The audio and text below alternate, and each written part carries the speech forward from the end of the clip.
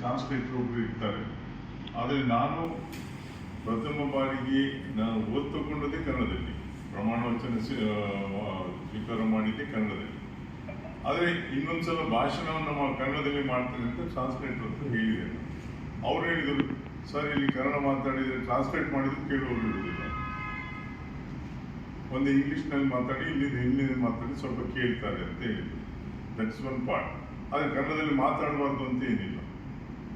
ಆದರೆ ಕಚೇರಿಗಳಲ್ಲಿ ಹೋದಾಗ ಸಮಸ್ಯೆ,